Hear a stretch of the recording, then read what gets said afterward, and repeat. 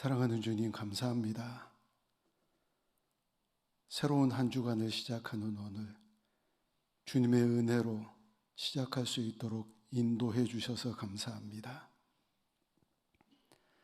오늘도 주의 말씀을 듣고 주님 앞에 기도하며 시작하는 이 하루, 우리 주님께 이끌려서 살아가겠노라고 고백하는 복된 심령들이 되게 해 주시옵소서. 그런 저희들의 고백을 받으셔서 하나님 친히 주의 오른손을 펴셔서 저희들의 연약한 손을 이끌어 인도해 주시옵소서. 말씀으로 저희들을 교훈하시고 기도를 통하여 임재하심으로 저희들이 가야 될 방향, 저희들이 살아가야 될 모습들 하나님께서 친히 일러주셔서 주님의 뜻대로 살아가는 복된 삶이 되게 해 주시옵소서. 귀한 예물 올려드립니다. 저희들의 기도와 마음을 주님께서 받으시고 한량없는 은혜로 함께해 주시옵소서. 예수님의 이름으로 축복하며 간절히 기도합니다. 아멘. 213장 찬송합니다.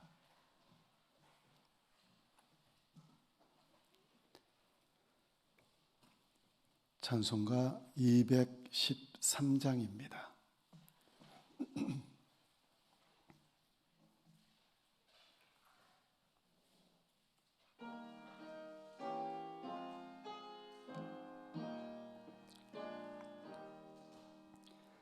나의 생명 드리니 주여 받아주셔서 세상 살아갈 동안 찬송하게 하소서. 손과 발을 들으니 주여 받아주셔서 주의 이름 위하여 민첩하게 하소서. 나의 음성 들으니 주여 받아주셔서 주의 진리 말씀만 전파하게 하소서. 나의 보화 들으니 주여 받아주셔서 하늘나라 위하여 주 뜻대로 쓰소서. 나의 시간 들으니 주여 받아주셔서 평생토록 주 위에 봉사하게 하소서. 아멘.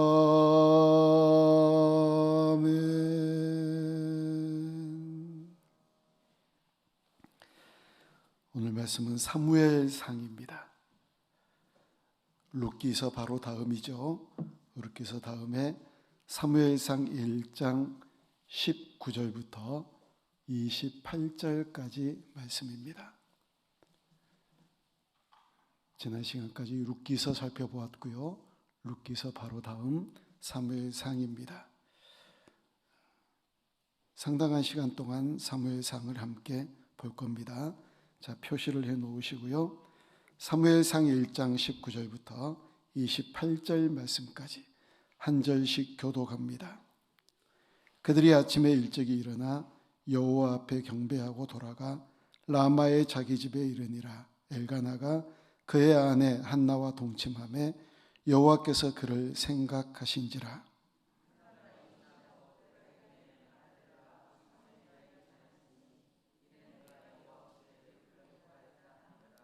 그 사람 엘가나와 그의 온 집이 여호와께 매년제와 소헌제를 드리러 올라갈 때에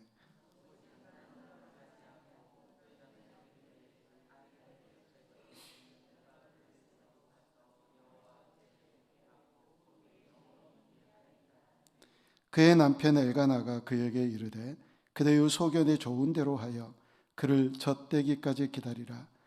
오직 여호와께서 그의 말씀대로 이루시기를 원하노라 하니라.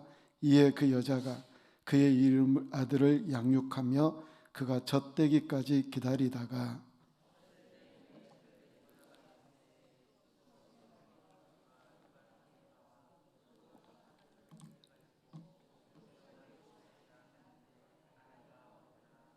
그들이 수소를 잡고 아이를 데리고 엘리에게 가서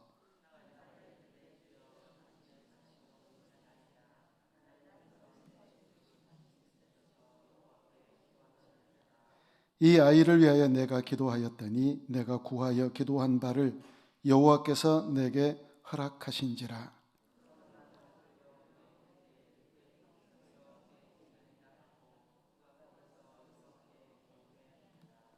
아멘. 사무엘상을 시작했으니까 이제 사무엘서에 대한 간단한 얘기들을 해봐야 되겠지요. 여러분, 이 사무엘서는요, 새 시대를 품습니다. 첫째는 사사시대예요. 사사시대의 마지막 부분이고요. 그 다음에 사사시대가 끝난 다음에 이스라엘은 왕정시대로 넘어갑니다. 그래서 이제 왕이 등장을 하지요. 처음 왕 사울의 시대를 품습니다. 사울이 40년 동안 통치했잖아요. 그리고 사울이 죽고 난 다음에 다윗의 시대, 역시 또 40년의 시대를 품고 있는 게 이 사무엘서 전체의 내용이에요. 여러분, 그런데 사무엘상은 사사시대 마지막 부분과 그리고 사울의 시대를 얘기를 하고 사무엘하는 전체가 다윗의 시대를 얘기하는 그런 내용으로 나누어져 있습니다. 여러분, 이 사사시대는 우리가 잘 아는 대로 정말 암울한 시대잖아요. 자기의 소견대로 자기의 소견에 옳은 대로 하나님의 뜻과 생각 없이 상관없이 자기 생각에 옳은 대로 살았던 그런 암울한 시대가 바로 사사시대였습니다. 이런 암울한 시대에 어쩌면 하나님은 더 큰 하나님의 사람을 준비하고 계셨는지도 모르지요. 그런 얘기들을 오늘 본문에서 해주고 있거든요. 여러분, 이 사무엘서 저자는 누구인가 분명하지 않지만 역대상 29장 29절을 보면 사무엘과 그리고 선지자 나단과 갓, 이 세 사람의 글에 이런 모든 얘기들이 기록되어져 있다라고 얘기하는데, 나단과 갓이 역대상하를 기록했는지 사무엘상하까지 기록했는지 그것에 대해서는 잘 알지 못하고 있어요. 그래서 사무엘상하 저자는 분명하지 않지만 그렇게 추정을 해볼 수 있습니다. 자, 오늘 본문은요, 한 가족에 대한, 족보에 대한 얘기로 시작을 해요. 여러분, 우리가 읽지 않았지만 1장 2절 한번 같이 읽어봅니다. 그에게 두 아내가 있었으니 한 사람의 이름은 한나요, 한 사람의 이름은 브닌나라. 브닌나에게는 자식이 있고 한나에게는 자식이 없었더라. 아멘. 엘가나라고 하는 사람을 소개하면서 그에게는 두 아내가 있었답니다. 한나와 브닌나예요. 여러분, 어쩌면 한나를 서로 아내로 맞아들였는데 이 한나가 아이를 낳지 못하자 아이를 낳게 하기 위해서 첩으로 분인날을 맞아들였는지도 모를 일이거든요. 그런데 이 두 사람의 갈등이 시작돼요. 어디서 많이 본 얘기처럼 들려지죠. 아브라함이 사라를 아내로 맞이합니다. 사라가 아이를 낳지 못하니까 하갈을 맞이하지요. 그리고 하갈과 사라가 함께 살아가므로 한 사람은 아이를 낳고 한 사람은 아이를 낳지 못한 것 때문에 극심한 갈등을 겪었던 그런 이야기가 오늘 본문에 같은 얘기가 등장을 합니다. 여러분, 이 두 여인이 갈등을 한 이유 분명하겠지요. 한나는 아이를 낳지 못해서 늘 어렵고 브닌나는 아이를 낳았지만 남편이 한나를 사랑하거든요. 한나만을 사랑하는 것 때문에 또 어렵고, 그래서 이런 육적인 갈등이 계속 일어나는 집안에 대해서 우리에게 먼저 소개를 해주세요. 그런데 이 육적인 갈등이 일어나는데도 불구하고 이 가정은요, 매년 하나님 앞에 나아가서 제사를 드렸던 여호와를 경외했던 그런 가정이었다고 3절에서 또 소개를 해요. 여러분, 우리가 방금도 얘기했듯이 사사시대는 암울한 시대였잖아요. 하나님을 경외하지 않는 그런 시대잖아요. 자기 소견에 옳은 대로 살았던 그런 시대였는데 이 가정은 그런 육적인 갈등이 있었음에도 불구하고 하나님을 찾아 예배를 드렸던, 제사를 그치지 않았던, 영적으로 제대로 서 있었던 그런 가정이라는 얘기입니다. 여러분, 우리 가운데 육적인 갈등이 왜 없겠어요? 있지요. 많은 사람들이 그런 육적인 갈등을 겪습니다. 그렇구나. 그런 육적인 갈등 어느 누구에게도 있구나. 그런데요, 우리는 영적인 사람들이잖아요. 이 영적인 사람들은 예수님 바라보며 예수님 안에서 그 육적인 모든 갈등들을 지혜롭게 잘 해결할 수 있는 능력을 갖춰야 됩니다. 여러분, 반드시 그런 능력을 우리 주님 바라보며 주님께 예배하며 주님과 함께 동행하며 주님께 기도하며 해결하고 하나님 앞에 온전히 나아가는 저와 여러분들이 반드시 되어야 될 줄로 믿습니다. 이 얘기는요, 한나가 고통스럽게 기도하는 얘기를 또 우리에게 소개를 해줍니다. 자, 10절 말씀을 같이 한번 읽어봅니다. 한나가 마음이 괴로워서 여호와께 기도하고 통곡하며. 한나가 마음이 괴롭답니다. 그리고 여호와께 기도합니다. 통곡합니다. 얼마나 많이 하나님 앞에 울부짖으며 기도했느냐면 소리는 나지 않고 입술만 들먹이기 때문에 엘리 제사장이 그 모습을 바라보면서 술에 취한 것처럼 여겨서 너 술 좀 그만 마셔라 얘기할 정도였다라고 그렇게 얘기를 해요. 그 내용이 15절에 기록되어져 있죠. 한나가 대답하여 이르되 내 주여 그렇지 아니하나이다. 나는 마음이 슬픈 여자라. 포도주나 독주를 마신 것이 아니요 여호와 앞에 내 심정을 통한 것뿐입니다. 여호와 앞에 내 심정을 통했다라고 하는 이 얘기 굉장히 중요한 얘기예요. 자기의 심정을 쏟아냈다라는 그런 얘기입니다. 울부짖으며 하나님 앞에 기도했다는 거예요. 왜 그렇게 기도했을까요? 그 이유를 11절에서 우리에게 소개를 합니다. 자, 우리 11절 말씀 같이 읽어요. 소원하여 이르되 만군의 여호와여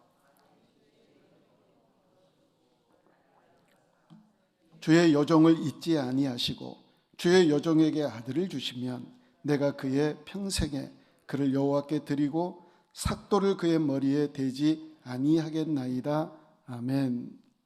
어쩌면 한나는 하나님은 왜 나의 고통을 들으시지 않으실까? 그런 생각을 했을지도 몰라요. 그래서 내 고통을 들으시옵소서라고 기도하잖아요. 어쩌면 한나는 하나님이 혹시 나를 잊지 않으셨을까? 나를 잊어버렸기 때문에 내가 이렇게 아이를 갖지 못한가? 그런 생각을 했을 거예요.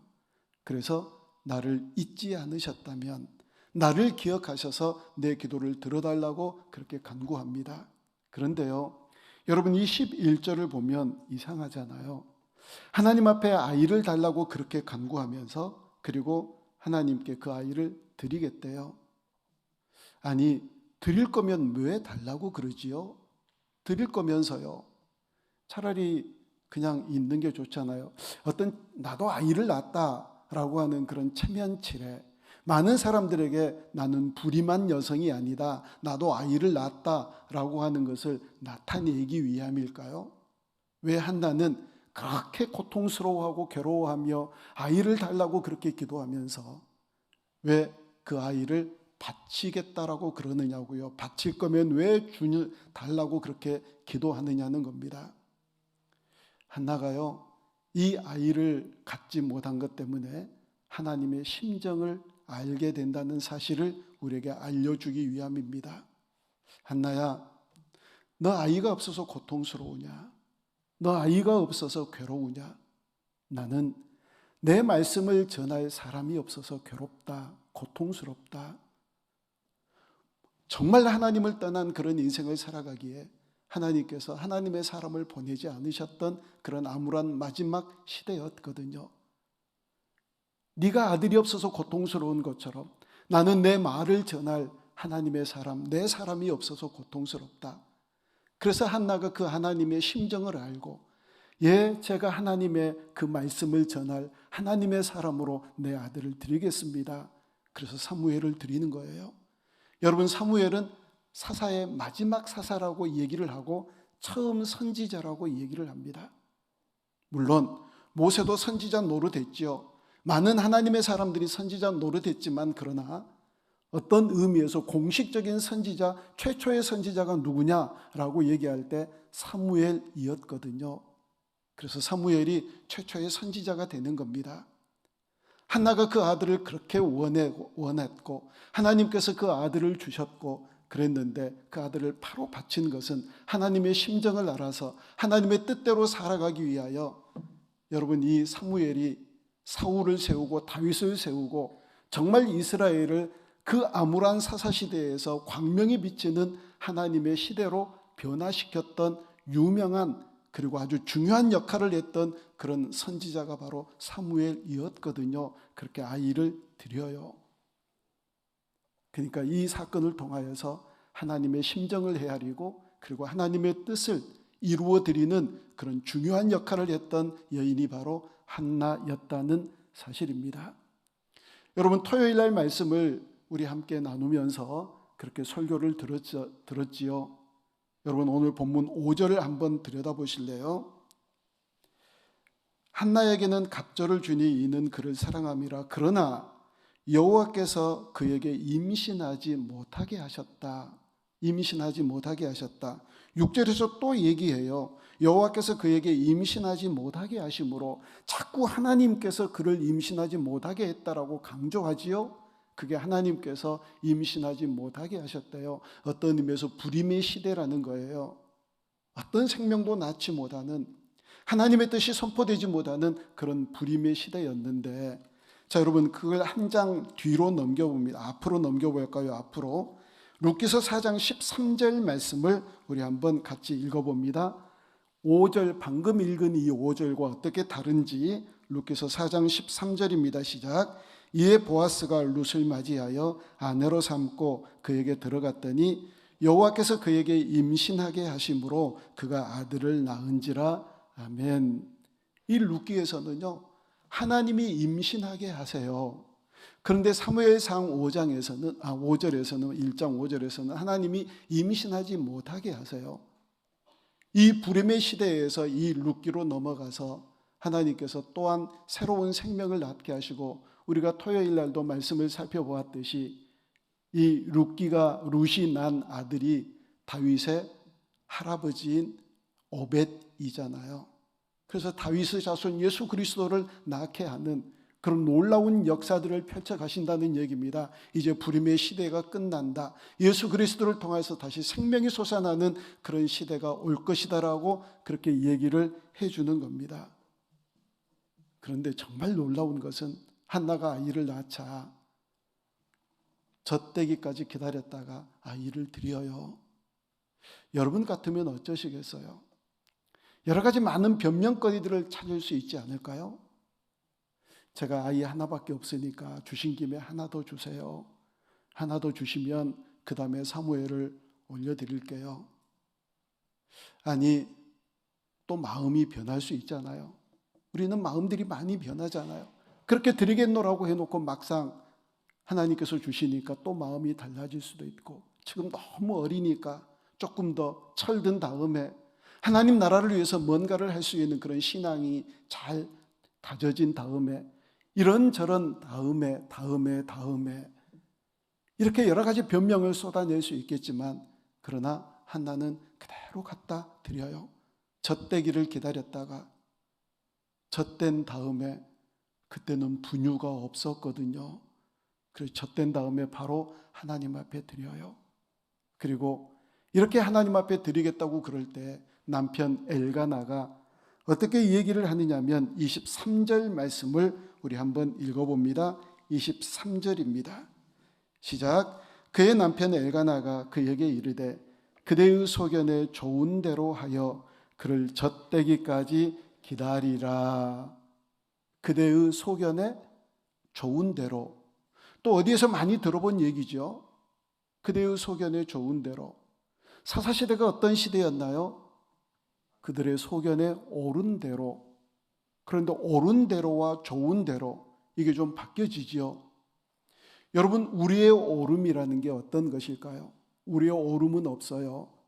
우리는 늘 하나님의 옳음을 쫓아 살아가야 되는 그런 존재인 줄로 믿습니다. 우리는 하나님의 옳음을 쫓아 하나님의 말씀대로 살아가는 거예요. 그런데 엘가나가 얘기합니다. 그대의 소견에 좋은 대로. 네가 하나님을 향하여 좋은 마음을 품었지 않았느냐? 너가 하나님의 마음을 향하여, 하나님을 위하여 선한 마음을 품지 않았느냐? 그래서 그 선한 마음 그대로 하나님 앞에 드려라. 그 소견에 좋은 대로. 여기 소견은 그 이전에 사사기에 나와 있는 소견에 옳은 대로하고 똑같은 단어를 사용을 해요. 그런데 하나는 옳은 대로고 옳은 대로 살다가 거의 망조가 들었고요. 하나는 좋은 대로 살다가 하나님 앞에 크게 쓰임받는 하나님의 백성이 되잖아요. 자, 여러분, 이 사무엘상을 열어가면서 우리가 오늘 또 기도해야 될 제목을 붙잡고 싶어요. 첫째는요, 우리의 심령을 쏟아놓는 기도를 하나님 앞에 올려드릴 수 있기를 바랍니다. 심령을 쏟아내어 보세요. 그러면 하나님의 심정을 알아요. 여러분 많이 경험하셨을 거예요. 아니, 기도하시는 분들이 왜 그걸 경험을 못했겠어요? 심령을 쏟아놓으면 하나님의 마음을 알아요. 하나님의 마음. 그렇구나. 내 심령과 같은 마음을 하나님도 겪으셨겠구나. 이런저런 많은 사건들, 많은 문제들을 토해내면서요, 그렇게 토해내면서 하나님의 마음을 깨닫게 되고, 그리고 하나님의 마음을 깨달은 대로 하나님의 뜻대로 살아가는 역사의 길로 하나님께서 우리를 인도해 주시는 놀라운 은혜를 맛볼 수 있거든요. 오늘 이 새벽에 그렇게 기도하시는 여러분들이 되어줄 수 있기를 바랍니다. 심령을 쏟아내세요. 그럴 때 하나님의 심정을 알게 되고 하나님의 뜻을 이루어 가게 될 줄로 믿습니다. 그리고 마지막에 얘기한 것처럼 내 소견에 옳은 대로가 아니라 우리의 소견에 하나님의 마음을 알아 하나님을 향한 좋은 뜻대로 살아가겠노라고 다짐하는 그런 복된 시간들이 되어줄 수 있기를 주님의 이름으로 축복합니다. 기도합니다. 아버지 하나님, 사무엘서를 이제 시작합니다. 하나님께서 이 책을 통하여 우리에게 주시는 귀한 교훈들을 우리의 마음속에 차곡차곡 새겨서 우리 주님의 뜻대로 살아내는 복된 하나님의 사람들이 되게 해 주시옵소서. 이 새벽에도 우리의 심령을 쏟아붓기를 원합니다. 울부짖으며 하나님 앞에 기도하기를 원합니다. 그래야 할 때 하나님의 심정이 깨달아지고, 그래야 할 때 하나님의 뜻대로 살아가는 복된 역사를 경험하게 될 줄로 믿사오니, 오 성령님, 우리의 심령을 쏟아붓는 기도하게 하여 주시옵소서. 내 소견에 옳은 대로가 아니라 내 소견에 하나님을 향하여 선한 마음, 좋은 마음을 가지고 살아가는 우리 모두가 되게 해 주시옵소서. 예수님의 이름으로 축복하며 기도합니다. 아멘. 오늘 또 이 말씀 생각하며 함께 기도합니다. 심령을 쏟아붓는 기도. 우리의 소견에 좋은 대로, 선한 대로 살아가게 해달라고 그렇게 기도하고요. 오늘 또 육신이 연약한 성도들을 위하여서 그들을 하나님 앞에 올려드리며 함께 기도합니다. 다 같이 기도하겠습니다. 거룩하신 아버지 하나님, 오늘도 주님께서 주신 말씀을 들었습니다.